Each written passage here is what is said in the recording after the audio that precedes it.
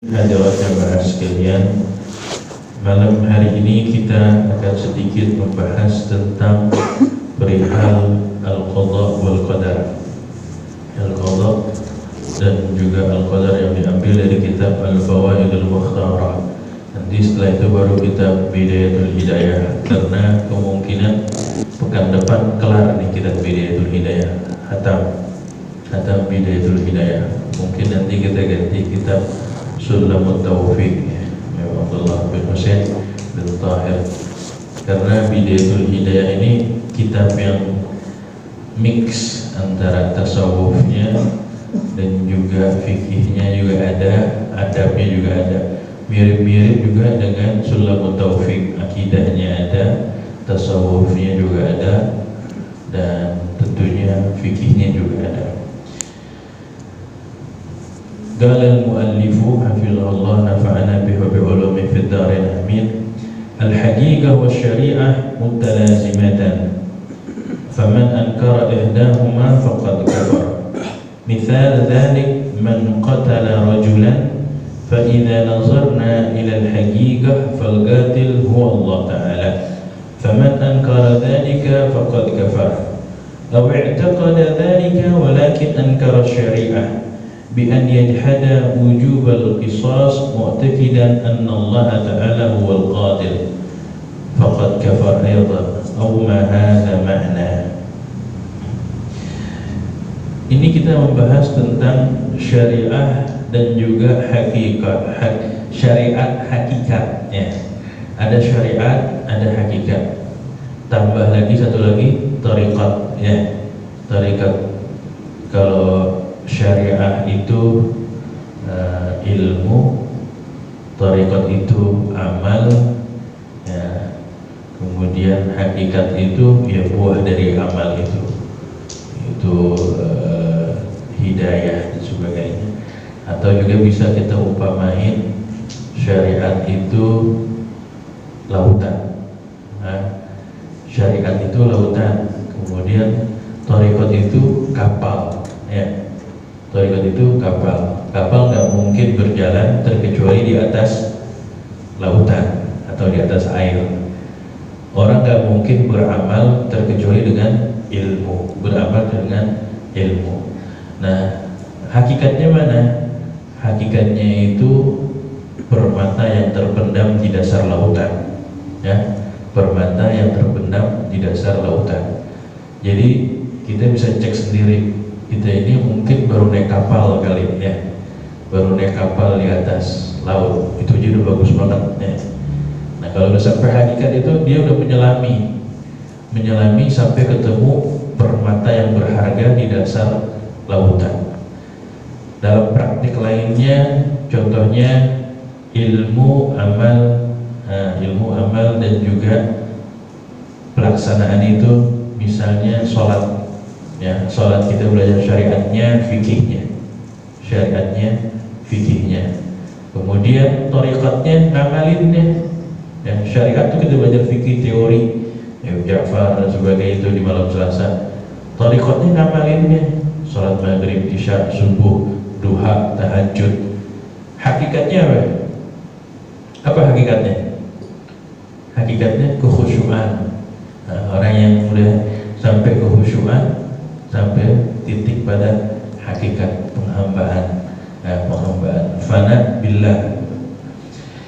Nah di sini diungkapkan faman ankara ihdahuma faqad kafar. Siapa yang mengingkari syariat atau mengingkari hakikat ya.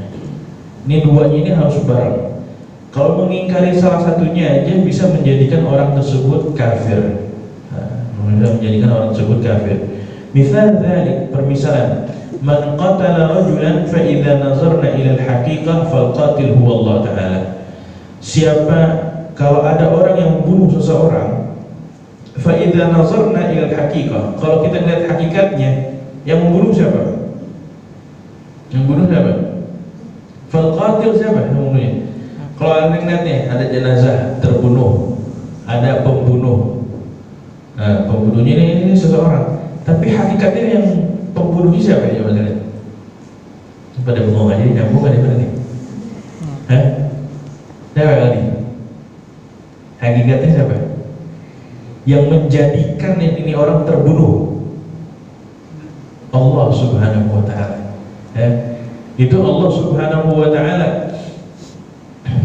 Hakikatnya, hakikatnya dia terbunuh atas izin Allah Subhanahu wa ta'ala.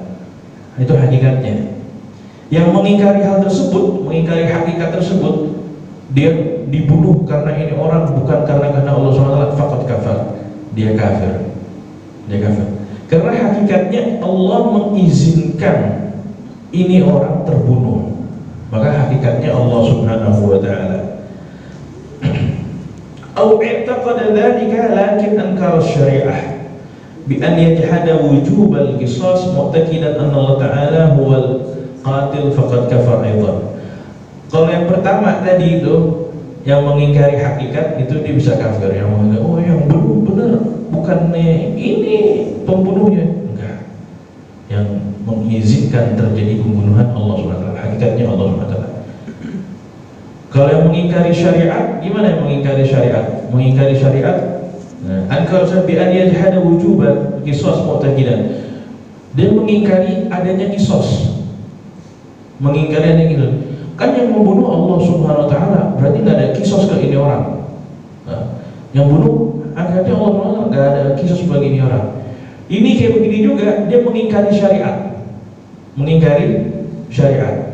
Orang tersebut faqad kafar juga telah kafir.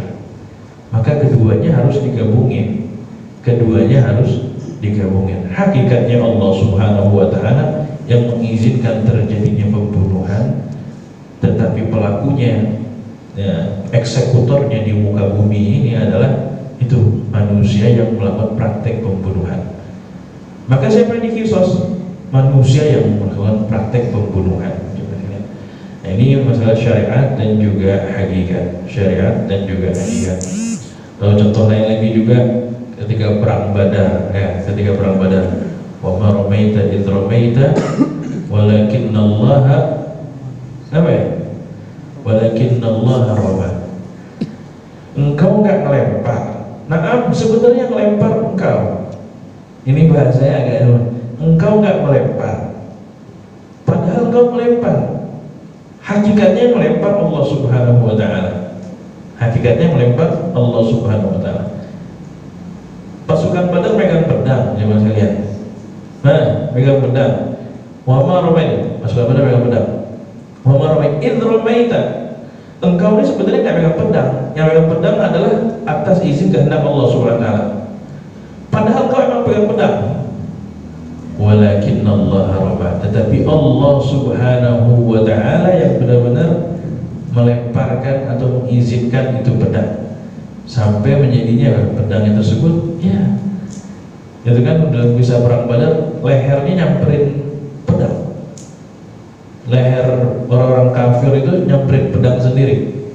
Orang-orang muslimin saat itu didera rasa ngantuk, tertimpa rasa ngantuk, sampai-sampai dia pegang pedang lemes, pegang pedang lemes sampai ada pedangnya jatuh. Tapi kan pada nyamper itu leher semuanya. Itulah hakikat dari Allah Subhanahu wa ta'ala. Ini jemaah sekalian, syariat, hakikat dan juga tarikat. Katsirun minna man yaqul idza sufiya ahad min maradihi laula at-tabib al-fulani Allah yubarik fi hayatihi laulahu malamat. Katanya di sini banyak orang yang ketika tertimpa rasa sakit, sakit nih, oh kalau nggak bukan karena dokter dia nih spesialis ini nih, mati ini orang. Ungkapan-ungkapan seperti ini gimana coba lihat? Kalau bisa hindari, la taqul dzalik, kata la taqul kadzalik. Yang ucapin kayak begitu, kalau bukan karena dokter spesialis yang ini, ane bisa mati. Kalau bukan karena alat medis ini, ane bakalan mati. Allah Ta'ala yaqul idza maridtu fahuwa yashfin. Padahal Allah sudah menjelaskan, kalau aku sakit fahuwa yashfini, yang memberikan kesembuhan adalah Allah Subhanahu wa ta'ala. Idza maridtu fahuwa yashfin. Walakin kul laula anna Allah Ta'ala waffaqa at-tabib asnadil amr ila sahibil amr awal. Maka adabnya, kalau bukan Allah Subhanahu wa ta'ala memberikan taufik kepada si tabib atau ke dokter ini, untuk menyembuhkan aku nggak bakal bisa sembuh. Kalau bukan karena taufik dari Allah melalui dokter ini untuk sembuh, aku nggak bakalan bisa sembuh. Nah, jadi balik lagi semuanya kepada Allah Subhanahu wa ta'ala. Wa takid annahu la yakunu min khairin aw syarrin aw naf'in aw durrin illa bi qada'illah wa masyiatihi. Dan ketahuilah, gak ada kebaikan, gak ada keburukan, gak ada manfaat, gak ada bahaya terkecuali itu semua bi qada'illah wa masyiatihi, atas ketentuan Allah dan kehendak Allah Subhanahu wa ta'ala. Masalahnya kita gak ada yang tahu ketentuan Allah Subhanahu wa ta'ala. Kita ditentuin sebagai apa? Kan dalam hadis syaqiyun am sa'id, orang ini orang celaka atau orang beruntung. Ada yang tahu nggak kita ini orang celaka atau orang beruntung? Dalam ilmunya Allah, di lauhil mahfudnya kita tertulis apa? Nggak ada yang tahu kecuali nggak ada yang tahu. Nah, kalau kita mau membuka, ya ada yang ditulis. Makanya ada ungkapan mau merubah takdir. Sekarang awal takdirnya kita tahu nggak? Awal takdir aja kita nggak tahu. Bagaimana kita bisa merubah takdir? Enggak, orang mau merubah takdir nih, suratan takdir. Sekarang siapa yang bisa ngintip apa yang bakalan terjadi pada diri kita? Ini kodok nih udah ada nih, ketetapan udah ada. Ketetapan misalnya jauh waktu udah ditetapin malam Kamis kita datang ke sini. Nyampe ke sini ini namanya takdir. Turunnya kita atau kesampaian malam Kamis di sini ini namanya takdir. Besok ini masih dalam kodoknya Allah Subhanahu wa ta'ala. Belum ketahuan kita besok pagi gimana. Ada yang bisa jamin besok pagi kita masih bisa ngetek, ngopi? Nggak ada yang bisa jamin. Kalau besok pagi kita bisa ngetek, ngopi, itu takdir dari Allah Subhanahu wa ta'ala. Kodoknya kita belum bisa ngintip, kita belum bisa tahu. Makanya kalau merubah takdir, ya kita belum tahu takdir sebelumnya kayak gimana. Maka nggak ada hal kecuali kita disuruh ya prasangka baik pada Allah Subhanahu wa ta'ala, beramal baik, beramal soleh. Bahkan kalau perlu udah nggak mikirin lagi surga neraka, gimana Allah aja udah. Kalau orang-orang nyampe hakikat dia beribadah udah bukan lagi gimana nanti biar surga biar neraka, gimana Allah aja nanti. Ada disuruh jadi hambanya, disuruh sholat, disuruh puasa, disuruh ngeluarin zakat. Nanti mah bagaimana Allah Subhanahu wa ta'ala. Itu orang-orang yang istimewa, benar-benar di hatinya udah nggak ada motivasi apa namanya punishment dan reward ya. Punishmentnya neraka, rewardnya surga. Dia udah nggak ngincer itu lagi. Kenapa lo beribadah? Memang udah jadi tugas kewajiban seorang hamba menyembah Allah Subhanahu wa ta'ala. Nah itu kira-kira praktek teori luarnya. Dalam itu isian dalam hati itu beda. Ya mas kalian. Ya kemudian walau ja'at Amerika wa Eropa bi khazainiha ala an yughayyiru hal an halin fa innal ladhi yughayyiru al-ahwal huwa Allah ta'ala. Kalau misalnya ada orang punya negara adikuasa macam Amerika, Eropa Barat pengen merubah keadaan menuju keadaan yang lain, ala lahul khalqul amr tabarakallahu rabbul alamin. Sesungguhnya hakikatnya yang menciptakan urusan adalah Allah Subhanahu wa ta'ala, bukan kehendak mereka semuanya. Nah kalau kayak gitu kita nggak usah gantungin kepada ya ini dari dia, gantungin totalitas kepada Allah Subhanahu wa ta'ala. Inna Sayyidina Junaid yaqul, Imam Junaid, siapa Junaid? Imam Junaid Al-Baghdadi. Selalu ini kita mengenal Imam Junaid Al-Baghdadi Sayyidit Ta'ifah Sufiyah. Apa ya Sayyidit Ta'ifah? Pemimpin kelompok Thariqah Sufi deh. Jadi kalau Thariqah Sufiyah siapa? Semua muaranya kepada Imam Junaid Al-Baghdadi. Qadiriyah, Tijaniyah, Syadiliyah, Alawiyah, ya, Alawi. Muaranya kepada siapa? Rumusannya kepada Imam Junaid Al-Baghdadi. Beliau mengatakan, "Ma asyartu fi muddati umri illa marratan wahidah. Wa dzalika anni sharibtu labanan wa ta'allamtu faqultu darranil laban." Kata Imam Junaid Al-Baghdadi, "Ana enggak pernah berbuat kemusyrikan dalam seumur hidupku terkecuali satu kali aja." Kemusyrikan, kata bahasanya Imam Junaid. Apa? Wadzalika anni syaribtu labanan. Ana pernah minum susu sampai akhirnya sakit perut. Fakultu darrani laban. Yang bikin sakit nih, ana tidak bisa minum susu. Menurut Imam Junaid Al-Baghdadi itu perbuatan musyrik. Kalau menurut kita gimana Mas? Ini biasa. Terus sakit nggak bisa minum susu, nggak bisa minum susu, ana mulus sakit jadinya. Nah, keracunan susu. Hal tersebut biasa. Dan bagi kita bukan dianggap sebuah kemusyrikan, tapi bagi orang-orang pilihan hal tersebut dianggap musyrik. Kenapa? Yang bikin sakit susunya, yang bikin sebab sakit susunya. Padahal gimana? Kalau diteliti lagi, oh enggak, Allah Subhanahu wa Ta'ala mengizinkan susu yang dia konsumsi bikin dia sakit. Nah, susu yang bisa dia konsumsi bikin dia sakit. Jadi kalau kayak gitu repot banget teman-teman ya. Kalau kita praktekin dalam kehidupan sehari-hari, udah kenyang belum? Udah 2 piring kenyang. Oh musyrik kalau gitu tuh. Enggak. Maka amalul qulub itu tentang amalan hati. Tapi bagi sekelas orang soleh yang menjadi tabari itu sebuah kemusyrikan. Karena yang bikin kenyang, yang bikin hilang haus, yang bikin itu semuanya biiznillah, hanya dengan izin Allah Subhanahu wa Ta'ala. Di sini cerita, balagana anna iblis qala, iblis pernah ngomong gini, qala ya Rabb, kaifa tu'akhiduni bi tarki sujud li Adam wa lam turid wuqu'ahu minni. Wahai Allah, kok engkau mengazab aku gara-gara aku meninggalkan sujud kepada Nabi Adam? Padahal itu memang kehendak engkau agar aku nggak sujud kepada Adam. Jadi bilang iblis menggugat, kenapa ya Rabb engkau mengazab aku, menyiksa aku? Karena emang kehendak engkau nggak menghendaki aku sujud kepada Adam. Faqala Allah Azza wa Jalla, ya Allah Subhanahu wa Ta'ala berfirman kepada iblis, mata alimta anni lam urid wuqu'ahu minka aba'da wuqu'il ibayah minka aw qablaha.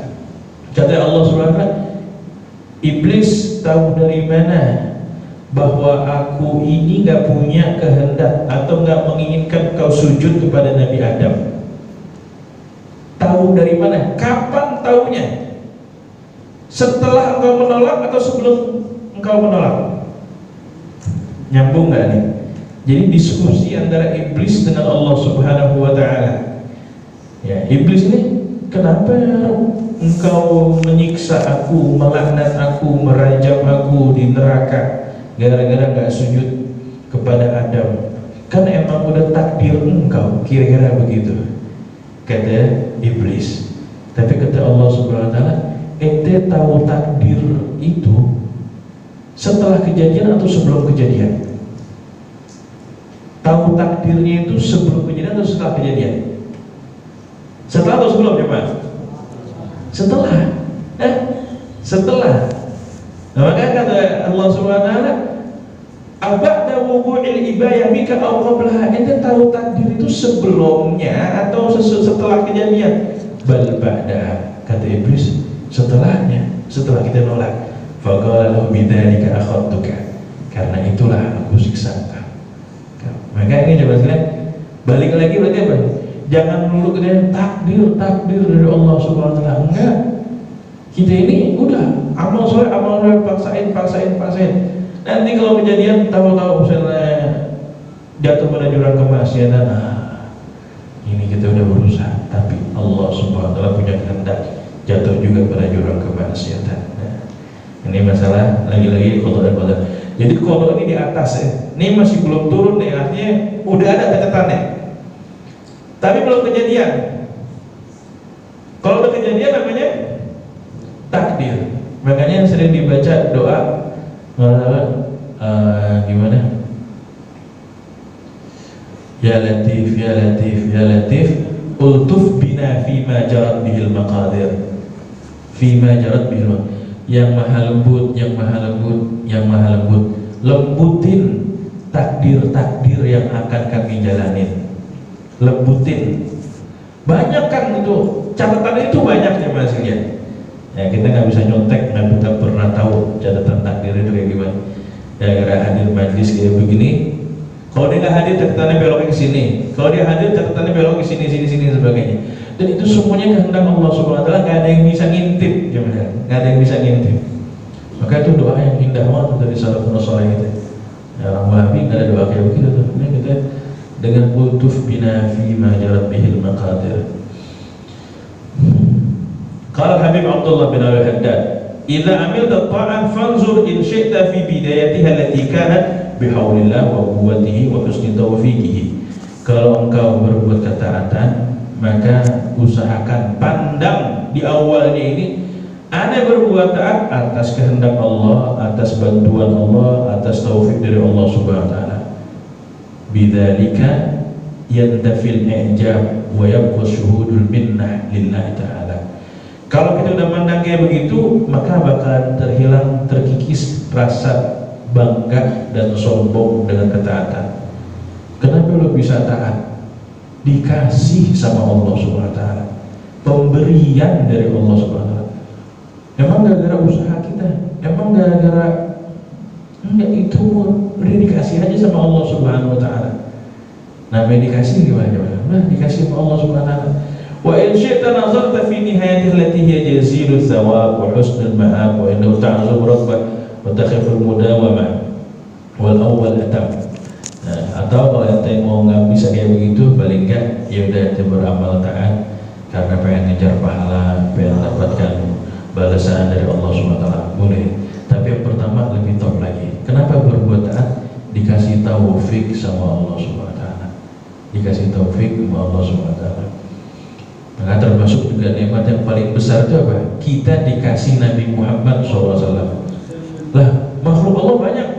Manusia dari Nabi Adam, terus berapa banyak itu umat manusia? Nabinya aja ada 124.000. Ya, dalam Bayjuri ada yang mengatakan lebih, tak kehitung jumlah Nabi. Nabinya ada 124.000. Rasulnya ada berapa? Ada berapa? 313. Tahu-tahunya kita dari sekian banyak nabi, dari sekian banyak rasul, kita ini dipilihin jadi umatnya Nabi Muhammad sallallahu alaihi wasallam. Tanpa sebelumnya doa, tanpa sebelumnya ngemis-ngemis, minta ya Allah jadikan umat Nabi Muhammad, enggak. Makanya laqad mannallahu 'alal mu'minina idz ba'atsa fihim rasulan. Allah ngasih hadiah man itu nikmat yang nggak pakai diminta. Nah, man itu kita dikasih nikmat nggak pakai minta sebelumnya. Udah lahir, tahu-tahu lahir di Jakarta. Orang tua kita muslimah, gede di lingkungan Betawi, mandi salim sana sini, maulid, udah itu manallah, dikasih nikmat tanpa sebelumnya minta. Dan nikmat yang paling gede lah itu. Kita masih minta-minta yang apa? Rezeki, kita masih minta jodoh, minta kerjaan. Itu nikmat-nikmat yang kecil itu semuanya. Tapi nikmat yang paling gede dikasih nggak pakai minta sebelumnya. Maka di sini, wa idza waqa'a minkal ma'siyah fa iyyaka an tanzura ila bidayatihi takdir. Kalau ente jatuh pada maksiat, waspada, jangan sampai ente mengatakan takdir dari Allah Subhanahu wa taala. Nabi mabuk takdir dari Allah Subhanahu wa taala. Kenapa takdir lah? Bukan ada yang kata Imam Haddad. Fa yad'uka dzalika ila al-ihtijaj Allah. Kalau ente mandangnya ketika maksiat ini takdir dari Allah, kayak menggugat Allah Subhanahu wa taala. Menggugat Allah Subhanahu wa huwa a'zam minal ma'siyah. Kata Imam Haddad, ungkapan kayak begitu, kenapa maksiat takdir dari Allah? A'zam minal ma'siyah, lebih gede daripada maksiat perbuatannya, mabuknya, zinanya, apa sebagainya. Kenapa maksiat takdir dari Allah? Nah, maksiat itu mengatakan itu takdir dari Allah, maksiatnya lebih gede. Gara-gara menisbatkan kemaksiatan pada Allah Subhanahu wa taala. Walakin yanbaghi an tanzura fi nihayatiha hiya al-alimul iqab wa indahu tubadar ila taubah wa tu'sab rahbah. Tapi yang dipandang lihat bagaimana beratnya siksaan. Wa indahu tubadar, tapi yang diharapkan oleh Allah adalah bersegera menuju taubat. Ta'azzum rahmah. Terakhir dari kita masalah qada dan qadar. Huwa dan marfu'an. Ada hadis marfu' ya. Hadis marfu'. Hadis marfu' ini yang kalau baca mustalah hadis yang diungkapin dari sahabat. Ya, dinisbatkannya ke sahabat, bukan berupa ucapan dari Rasulullah, tapi selaras dengan apa yang menjadi ajaran Rasulullah. Kayak contoh hadis marfu' nih, ungkapan Abu Bakar Siddiq, irghabu Muhammadan fi ahli baiti. Dapetinlah keberkahan Nabi Muhammad itu di ahli baitnya, keturunannya. Itu bukan ucapan Rasulullah, ucapan siapa? Ucapannya Abu Bakar As-Siddiq, tapi disebutnya hadis marfu'. Hadis marfu'. Ini hadis marfu', atani Jibril, datang kepadaku Jibril. Faqala ya Muhammad, wahai Muhammad, Rabbuka yukri'u alaika salam. Tuhanmu Allah menitipin salam. Nah, nitip salam. Yaqulu laka, Allah berfirman kepadamu, inna min ibadi man la yusluh imanuhu illa bil ghina. Ada dari hamba-hambaku yang imannya gak bagus terkecuali dengan dijadiin dia orang kaya. Law afqartuhu lakafar. Kalau ada berikan kefakiran, kemiskinan, dia bakal jadi orang kafir. Jadi ada orang yang diberikan kekayaan, dengan kekayaannya terjaga keimanannya. Kalau sampai dia jatuh fakir, miskin, dia bakal jadi orang kafir. Ya. Wa inna min ibadi man la yasluh imanuhu illa bil faqr. Lau agnaituhu lakafar. Kata Allah, ada dari hambaku yang imannya ini bagus dengan kefakiran. Kalau dia jadi orang kaya, bakalan hilang keimanannya. Ya, bakalan hilang keimanan. Dia fakir, rajin dan ngajinya, rajin sholatnya, muter tasbihnya. Begitu kena proyeknya gol banyak, wah udah gak pernah ngaji lagi. Nah, maka tuh ada yang porsinya paling pas, paling tahu Allah. Imannya dibarengan dengan kefakiran. Ya. Kenapa nih? Oh, kita kok begini-gini aja nih hidupnya. Udah, apa paling pas mungkin takdir Allah SWT seperti ini coba sekalian. Kalau diberi kekayaan sedikit, mungkin lupa gitu, nggak kelihatan lagi di majlis. Lau aghnaytuhu lakafar. Kalau aku beri kekayaan, dia bakal kafir. Wa inna min ibadi man la yuslih imanuhu illa bis-sabr. Lau sahhahtuhu lakafar. Ada hambaku yang imannya bagus ini dengan sakit. Gara-gara sakit keimanannya bagus. Nah, diberi sakit. Kalau diberi sehat, dia bakalan kafir. Nah, dia bakalan kafir. Gara-gara sakit, imannya bagus. Nah, diberi sehat, jalan kemana aja? Nyasar kemana? Kafir. Wa min ibadi man la yasluh imanu illa bis-sihah. Ada juga hamba-hambaku yang imannya bagus dengan kesehatan. Ya, dengan kesehatan. Kalau diberi sakit, dia bakalan ya begini sih, disiksa. Mana kan kemarin sehat jadi orang taat, rajin ibadah. Kok sekarang pas sakit sakit kayak begini, akhirnya dia bukan Allah Subhanahu wa Ta'ala. Maka jemaah sekalian, yang paling ngerti porsinya adalah Allah Subhanahu wa Ta'ala. Kita disuruh jalanin sama prasangka baik selalu kepada Allah Subhanahu wa Ta'ala. Ya, prasangka baik. Di tempat terburuk menurut kacamata kita, senantiasa prasangka baik pada Allah Subhanahu wa Ta'ala. Nah, makanya kita sebut insyaallah khair. Khair dah, ya khair dah itu kan ungkapan yang kita ucap. Terus sebenarnya apa? Ungkapan prasangka baik pada Allah Subhanahu wa Ta'ala. Lu datang terlambat ini, insyaallah khair dah. Insyaallah khair dah. Itu prasangka baiknya kita kepada Allah Subhanahu wa Ta'ala. Nah, cukup dulu di sini jemaah sekalian. Kayaknya nggak usah buka kitab Bidayatul Hidayah. Di pertemuan yang akan datang aja kita buka kitab Bidayatul Hidayah.